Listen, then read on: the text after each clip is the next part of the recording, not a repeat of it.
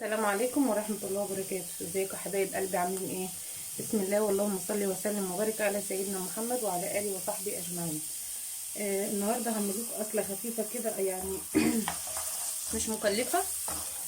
ما بشوفهاش كتير، ما حدش بيعملها قدامي او بيعملها، حتى لو هو بيعملها في الحله. بس انا بصراحه لما بعملها ما اعملهاش في الحله خالص، ما بيحبهاش في الحله، بعملها في الصينيه في الفرن. هنشوف مع بعض. هنعمل حاجه تانية بس انا مش هعملها. الاكله الاساسيه بالنسبه لي اللي انا عايزه اوريها لكم هي الاكله اللي انا بعملها دلوقتي دي. وهعمل حاجه تانية بس هقفلها بس معاكم. تمام. عندي بقى كده بصلايه ومقطعاها مكعبات زي ما انتم شايفين صغيره، وهدبلها بس. وهنشوف هنعمل فيها ايه. ضربه كيلو طماطم في الخلاط، وحط عليه معلقه سكر، وحط عليه نص معلقه بابريكا. انا حابه اسجل لكم بصوتي ونشوف الفيديوهات دي هتعجبكم ولا ايه. وقولوا لي برده رايكم يعني. الطماطم هي اللي انا ضرباها.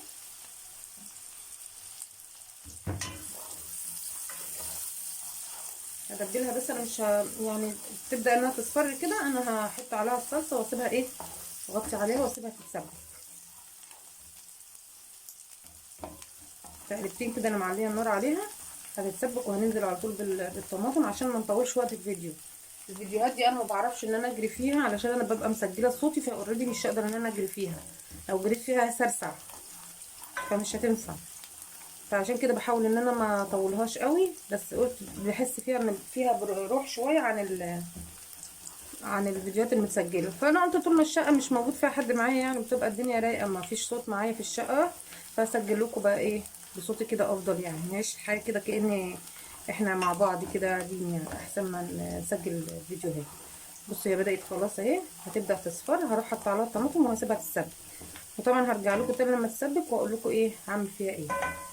هي كده خلاص تعتبر ايه اصفرت معايا. هديها تقليبه واحده وبعد كده هحط عليها اهي. هو ده اللون اللي انا عاوزاه بالظبط، مش عايزاه تحمر اهو، عشان تسكيره البصل تبقى موجوده. بسم الله.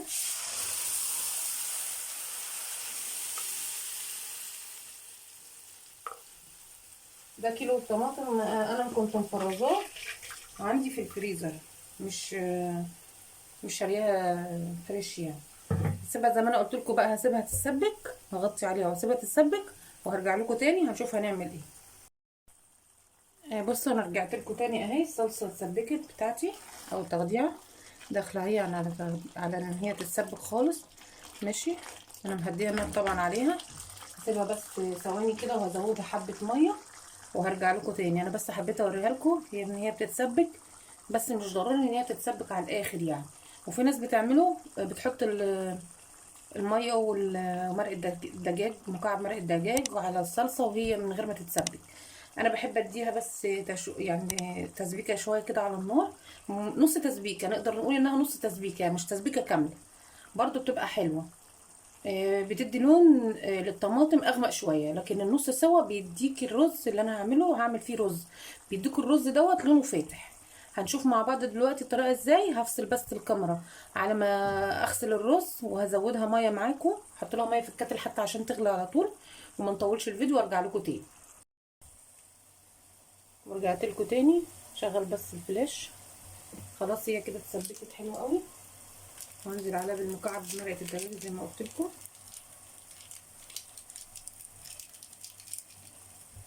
هنزل عليها برضو بالميه السخنه، هنحط لها بهارات.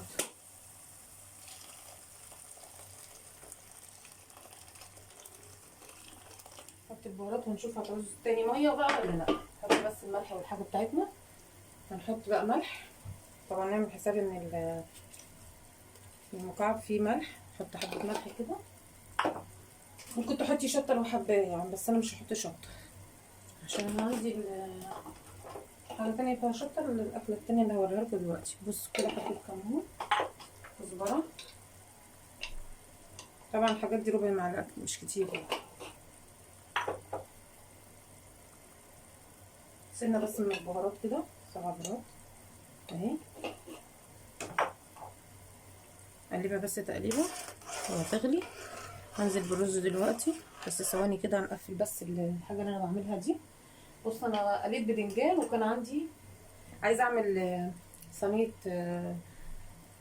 في الفرن يعني مع الرز. قلت هعمل حاجه كده يعني اكله كده موجوده عندي.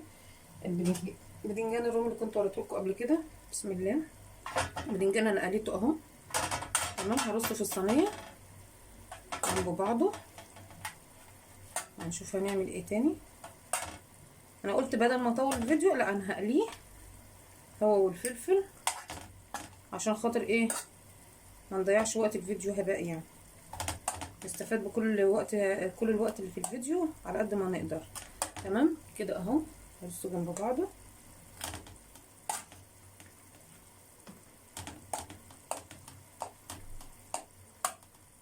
حط واحده هنا كده ونتاخد دي شويه. تمام. حط بقى حبه صلصه. جيب بس الصلصه اللي انا ايه. بصوا الصلصه دي هوريها دلوقتي. الصلصه دي كانت عندي بتوم على بصل متسبكين يعني، وزودتها حبه ميه وحطيت لها بقى شويه البهارات بتاعتها. بهارات بقى زي ما انت عاوزه. حطيت حبه فلفل، حطيت حبه كمون، حبه كزبره، حبه بابريكا برضو. حط بس حبه كده. وهننزل ايه بقى هقول لكم نعمل ايه تاني. سيبها على النار بس تغلي كده عشان ما ندخلها الفرن تشتغل على طول. بص انا قريت حبه الباذنجان دول هنوزعهم كده. حطهم بس في النص ووزعهم. تقدري تحطي اكتر من كده. انا حطيت واحد حامي وحطيت حوالي 4 قرون رومي يعني مش حامين. تمام. هنشوف هنعمل ايه تاني. كان عندي حبه اللحمه المفرومه اللي قلت لكم هشوف هعمل فيهم ايه. فقلت ايه يعني بدل ما هركنهم وهعمل عليهم عصاك تاني. طب ما انا استخدمهم تاني يوم اهو. هستخدمهم حتى فيهم فلفل برضو. عشان كده انا مش مكتره في الفلفل. والصينيه صغيره هيبقوا معقولين فيها يعني. بالنسبه ان انا هعمل ايه المسقعه دي بدل ما هعملها من غير لحمه كنت هعملها من غير لحمه. طب ما انا قلت احطهم هيدوها طعم حلو قوي. هتبقى باينه فيهم لان انا زي ما انتم شايفين كده طبقه الباذنجان مش كبيره. تمام. ننزل بقى بباقي الباذنجان. شوف هنعمل ايه برضو تاني.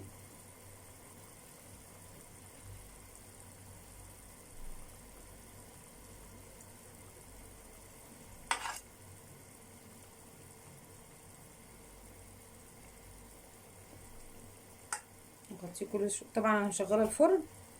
قلت عشان خاطر ادخلهم الاتنين مع بعض. انا بحب المسقعه تبقى بارده يعني لما اجي اكلها تبقى ساقعه. تمام. فقلت انا هحطها عشان يسخن عشان خاطر احطهم الاتنين مع بعض واعملهم. مع ان انا مكنتش عايزه اعمل الرز اصلا بحب اعمله سخن. بس قلت مش مشكله الرز يسخن بعدين. انا هنزل بس الزيت ده لحسن هيقع من الطبق.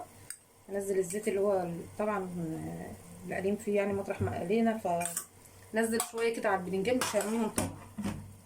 وانا التغذيه بتاعتي ما فيهاش زيوت كتير. فما تقلقوش مش هتطلع زيوت كتير. بصوا بقى بقيت اللي في بصوا بسم الله. بقيت اللي في الحله هننزل بيه فين. بيطلع طبعا صهد على ايدي اهو كده. هندخله الفرن. تمام. هركنها بس كده لما اخلص من هنا كده. هخلص الايه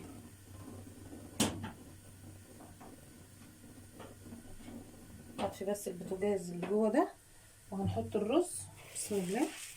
نظبط بقى الدنيا فيه. ولو محتاج ميه تانية هنحطهم. محتاجش خلاص. وبعدين ادخلهم بقى في الفرن مع بعض. انا هحطهم تحت على الصاج مش على الشبكه. شويه صغيرين طبعا الرز عشان ما يتحرقش من تحت. فشويه صغيرين كده وهروح نقلهم فوق. وتكون برضو صينيه المسقعه دي غليت كويس واتشربت اللي فيها كله. ويا دوبك نحمر الوش بقى يعني 10 دقايق ارفعهم فوق. و10 دقايق او 5 دقايق تاني هروح مولعه فوق بقى يحمروا بقى الاتنين كده وياخدوا لون حلو. شوف بس الرز عامل ايه. شكله هيعوز طبعا ميه تاني. وعندنا ميه سخنه اهو. بسم الله. دول حوالي كيلو الا ربع رز على الطماطم اللي احنا حطيناها دي. هيبقوا معقولين قوي على كيلو الطماطم. ودي كيلو شايفين هو حلو الصلصه فيه ازاي مش كتيره. ندوق بس نقلب كويس عشان مرقه الدجاج اللي احنا حطيناها دي تدوب كويس كده، ونشوف الحدق بتاعه ايه قبل ما ندخله الفرن. كده تمام. وعاوز سنه صغيره بس من الملح، سنه صغيره يعني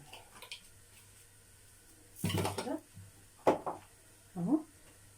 اقلبها كويس بقى وادخله الفرن، ولما يطلع من الفرن ان شاء الله هما الاتنين هوريكم شكلهم ايه. ده كده يا جماعه شكل الصواني لما طلعت من الفرن. جربوها باذن الله مش هتندموا. وهتعجبكم جدا، واكله بسيطه جدا وعلى قد الايد يعني، يعتبر ما فيهاش اي تكلفه. دي المسقعه اهي مستويه طبعا وجميله، والصلصه فيها نشفت ما كانتش كتيره، احنا بنحبها كده، ما بنحبهاش تبقى صيصه. والرز لونه كده، لو انت حابه تحمريها عن كده حمريها، صينيه الرز يعني. برضو الرز من جوه اهو مستوي وجميل. طبعا الصلصه كلها بتتراكم بتبقى فوق على الوش، لكن هي بتبقى ما بتيجي تقلبي وتاكلي وتقطعي خرط وتقلبي وتاكلي، طبعا الصلصه بتمتزج مع الرز لان هي بتطلع فوق يعني مع الميه وكده. ان شاء الله الفكره تعجبكم وجربوها. والسلام عليكم ورحمه الله وبركاته.